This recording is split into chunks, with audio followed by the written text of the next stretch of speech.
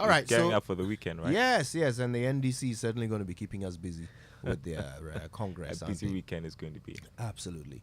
I think many people are taking it for granted that, look, this is John Mahama's to win. I mean, it's as simple as that.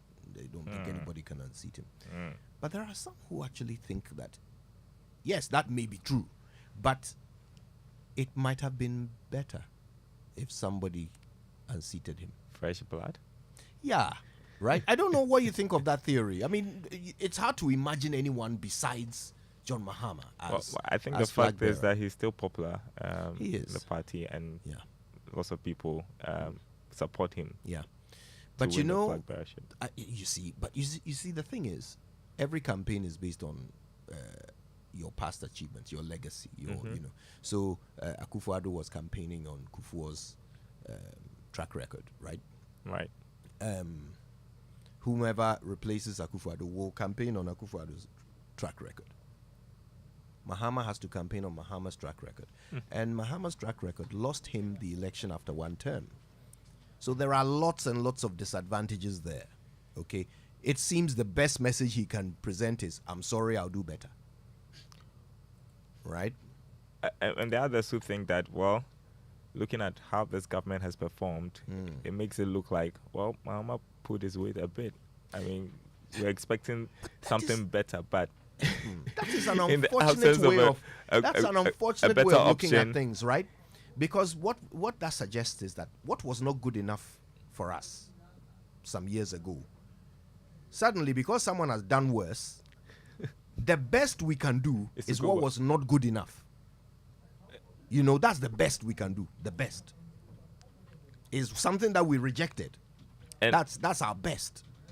well, and are those vying for the position right now, giving voters Alternatives. Exactly. I mean, what is the message? What's the message? What are they bringing on that is new? So in the end, I mean, is there really a better option than John Mahama?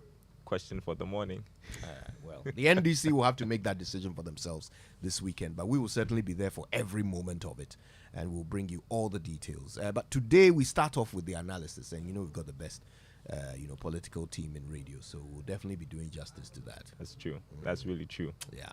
All right then. The 6 a.m. news was brought to us by Total Energies. Total, we go the extra mile for you. Absa Bank Ghana Limited, helping you find a way to get things done. And Millennium Insurance, your trustworthy partner. And of course, we're braced now for the Joy Business Report brought to us by Glyco Life Travel Insurance. Glyco, we cushion you for life.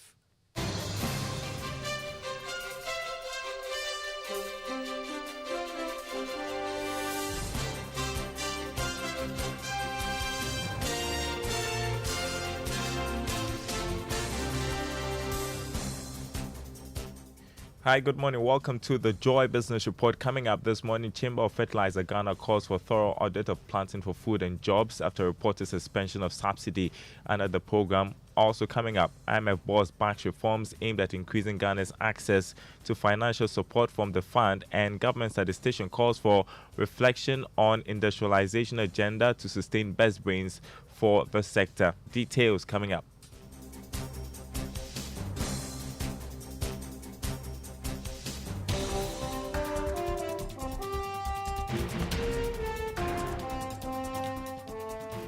My name is Daryl. Thanks for being with us this morning. The Chamber of Fertilizer Ghana is calling for a thorough audit of activities of the Planting for Food and Jobs program.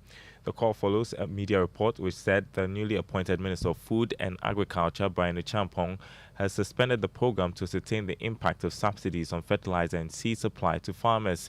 In 2022, the Chamber was owed 400 million cedis for fertilizer supplied under the Planting for Food and Jobs program. Reacting to this, Chief Executive of the Chamber, Prince Adepa, said the figures published by the ministry in the past on the success of Planting for Food and Jobs did not reflect the true situation on the ground. We haven't really seen the impact of this program when it comes to the figures that we get to hear. Okay, that gets flashed in our faces, being the total cost of this program. We want to address this issue from two angles. There's one, the issue of accessibility, and also two, the issue of cost. and these two all needs to be handled together. When you look at the issue of accessibility, it would have helped more for planning sake that members or importers of fertilizer would generally know what the expectations should be, and that will help in being able to plan the volumes that should be brought in. You had Chief Executive Officer of the Chamber of Fertilizer Ghana, Prince Adepa. The Managing Director of the International Monetary Fund, Kristalina Georgieva, says she supports calls to allow Ghana have increased access to financial support from the fund. Governor of the Bank of Ghana, Dr. Ernest Addison, is leading a bloc of developing countries undertake reforms aimed at improving voting rights and improving access to more resources. Speaking with CNBC Africa, Georgieva said this move is not out of place and should be supported. This is a membership issue. The management of the fund respects the will of the membership. Of course, we would like to see a representation that gives fair picture of the world as it is today, not as it was when the IMF was created. And we are very encouraged. I personally listened very carefully during our spring meetings of those voices that say the small members, not only the low-income countries, but small island economies that may be middle-income countries, they should not be squeezed any further. Their role has to be amplified, not suppressed. You had IMF Managing Director Kristalina Georgieva there. The head of Banking and Finance Department at the University of Professional Studies, Accra, Dr. Gladys Abindao-Nabio, is warning of dire consequences for the business community if the Bank of Ghana goes ahead to increase the policy rate in a bid to tame inflation. She argues businesses are going to suffer if the lending rate increases. This is because the cost of credit will go up. She's been reacting to the decision by the central bank to continue with hikes in the monetary policy rate despite a significant reduction in inflation in the month of March. They continue to increase the policy rate. What it means is that the cost of funds is going to also increase, and therefore it would discourage the supply side factors. Firms and individuals will not have access to be able to increase their productivity, and this would further worsen the situation. Even now, the financial institutions, I am sure most of them are having liquidity issues. And besides that, if the policy rate is increased with the mind that they would morally persuade the financial institutions to maintain their cost of funding, this may not work out. It is likely that they would also increase their cost of funding, and this would discourage businesses from going to access funds to produce. Head of Banking and Finance Department at the University of Professional Studies, Accra, Dr. Gloria Abindao-Nabio. Now, contrary to opinions that artificial intelligence would eventually lead to some job losses in the banking sector, Chief Investment Officer of Axis Pensions Trust, Nana Riafe-Boamas, argues that artificial intelligence would rather aid banks to easily market their services to customers. According to him, AI will cater for repetitive operational works in banks and also help to reach a wider margin of customers. Actually, I think that AI is a perfect opportunity for most people who work in banks to focus on actually customer interaction and focus on actually speaking to the customer, advising them about the various products and services that we have, so that AI does the repetitive operational work. Because before AI, a lot of our staff had to spend time doing paperwork, and there are many customers who come to our branches all the time and not necessarily have the quality time to spend with us for us to tell them about our products and services. AI gives us a perfect opportunity to let the paperwork be done by AI while our staff equip themselves with the knowledge to serve customers properly. Chief Investment Officer of Axis Pensions Trust, Nana Riafe-Boamas there. Now, government statistician Professor Samuel Kobnenim is calling for a reflection on government's industrialization drive in order to attract the best brains for the sector. According to him, it is critical as many experts are leaving industry. Reacting to the recent employment figures released by the Statistical Service, which indicates a significant movement of youthful population from industry, Professor Enim said it was time for some review of the country's industrialization policies. You have in excess 216,000 people that are moving out of the industry sector to either the agricultural sector or the services sector. The reverse is not the case. of people moving from the services sector to either industry or agri, and from agri to either industry or services. This really calls for a reflection of our industrialization agenda, given that we are losing people from the industry sector to the agri and the services sector. Professor Samuel Komne named the government statistician.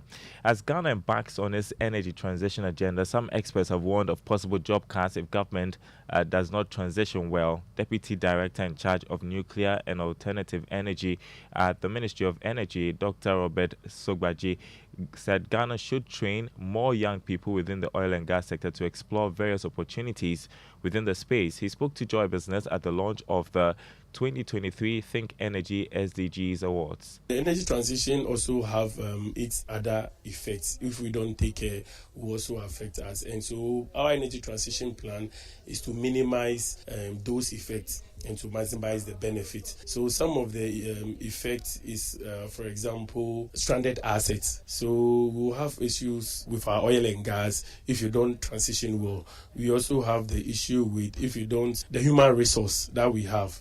If you make sure that we've trained people in the oil and gas sector. So when we transition and we don't transition well, what's happening to the human resource? And if you don't also take care, people will use here as a dumping ground for their old vehicles because the Europe is transitioning. So all these are very adverse effects that we also have to make sure that we put in place mechanisms, to minimize it. Dr. Robert Sogbaji is Deputy Director in charge of nuclear and alternative energy at the Ministry of Energy. Now, the Deputy Dean of Faculty of Science and Technology at the University of Northampton, Dr. Sayan Davis Wallum, has called for concerted efforts to understand the living and working conditions of people living around lagoons. This would aid businesses in the area whilst addressing challenges facing the people. According to her, more efforts need to be made to bring out long-lasting solutions. She was speaking at the Ecopreneurial Challenge workshop. I think it's part of a combined approach from multiple perspectives. So you need to understand the state of lagoons, environmentally, culturally, socially, particularly environmentally, and for that you need researchers. You need to understand the lived experiences of the people that are living and working around lagoons. You need to understand the priorities of governments, local governance, regional governance, national governance, and also bring in businesses, entrepreneurship, innovation to work alongside what might be driven by policies and rules and regulations. So it's You're listening to the Joy Business Report. Creating jobs, loving chocolate. Fairfield Ghana is creating more value for Ghana's cocoa. The Joy Business Van takes a trip to Suhum in the eastern region to see how the Ghanaian social business is sparking a revolution in the global chocolate industry, producing 100% world-class organic chocolates. Here's a bit of my conversation with the managing director, Michael Mamunham.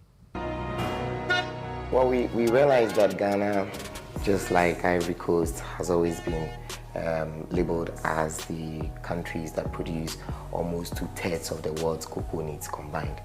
And this has always been the exchange earner for the country. And so we wanted to understand why not the next step. If you understand the value creation process and you also understand the returns from this value, why wouldn't you want to take up that kind of adventure? Because the chocolate industry is worth billions of dollars. And if you only end at selling of beans, you are estimated to just be enjoying 6% of this value. If you move to the next phase, which is the semi-finished product, that is doing liquor, butter, cake, and powder, you are just playing around 15% of this value chain. But if you go further into what we are doing now here, you're going to play around 35 to 45% of this value chain, depending on how you play it out. And so for us, it was one motivation. All right, full episode at 1 p.m. right after the Joy Business Report, 5 p.m. on Business Live on the Joy News channel. Let's check the markets before we go this morning. Let's begin with the currency market this morning. The dollar going for 11 cedis 95 pesos on the forex or retail market. The pound going for 14 cedis 95 pesos, and the euro trading at 13 cedis 5 pesos on the commodity market. Crude oil open trading at $76 a barrel. Gold fell marginally to open trading at $2,030 an ounce. Cocoa however, going for $2,999 a ton after going up by $45 from yesterday's trading. More news on our website, myjoyonline.com/business. My name is Daryl Kwawu. Thanks for listening. The Super Morning Show continues with Kojo Yangson, and it's not going to be politics as usual. Yeah, well, not as usual, no, with a twist, with a big twist indeed. And of course, look, these are important primaries. They don't only affect the future of the NDC, but the NPP will have their notebooks out as well, watching to see who's going to win in which constituency. Because I think the real difference in the 2024 election will be how Parliament turns out. Yeah. I don't know if anybody is expecting any surprises when it comes to the presidential. There are going to be two people who we are all quite sure will come up against each other. Yeah. And so it's going to be one of those two. No one will be surprised at either outcome. But parliamentary elections could actually change the future of this country. And I see for the NDC primaries, there are new faces, new people. Yes, lots of new people are grappling for some of these old positions. I'm just hoping they're bringing fresh ideas, people who really want to move the country forward. I'm just hoping. Well, let's all hope. Well, it depends on the outcome. Let's see how it goes. But I think Parliament has proved time and again that the only value that they bring to the narrative of our nation is with their numbers. So how the votes turn out. They don't tend to change anything. The executive brings along a bill, brings along a proposal, an idea, and they will simply line up on partisan lines, and whichever party has the most numbers will win the vote. And I think there was much anticipation because we had a hung parliament that, it's not going to be the same old story when it comes to making decisions for the country. They disappointed us with that. We've not seen that work out. So I guess, let's see how it goes. I'll tell you what I personally wish for. Whichever party wins the presidency, the other party should win parliament with a large margin. Not like, one person or two, so that there's always some question about how the vote is going to go. But there are some who argue it's going to be tough. I mean, if you have the numbers in parliament going in the way of the opposition, it's going to be difficult to make decisions. It's going to be difficult for who? For who? The government or the who party. Who cares about how difficult it is for them to make decisions? It should be more difficult for a government to make decisions than what we see. They rush a little too much into some of the decisions they make. It should be more difficult for them. Well, I'm just thinking that, if you belong to a political party, you should vote based on your conscience and not because you owe allegiance. To be honest, you should vote for the people you should vote aligned with the people who voted for you. Exactly. That's what should happen. But we have this system here where everybody votes for, according to their party. So since they are not going to change that, the best bet for the people of Ghana is that we have a large majority in parliament of the opposite party to the one that wins the presidency. That's our only hope. Let it be difficult for government to make some decisions. And I think that the Ghanaian voter is becoming more and more discerning by the day. And that's what we saw happening in the last election, where most people would vote for a presidential candidate, but then when it comes to a parliamentary candidate, they vote the other way. I hope they do. I hope they do even more of that this time around. It's our only hope. It's our only hope. Otherwise, they'll come along and borrow. Look at what happened to this government. Yeah. They call parliamentarians back from recess to come and approve more borrowing. At this time. So, Charlie, no, we need somebody to protect the public purse. And we can't rely on the executive to do it. So, honestly, we need a parliament that is just diametrically opposed. Hopefully, good things will come from that. Hopefully, could your fingers crossed. Hopefully.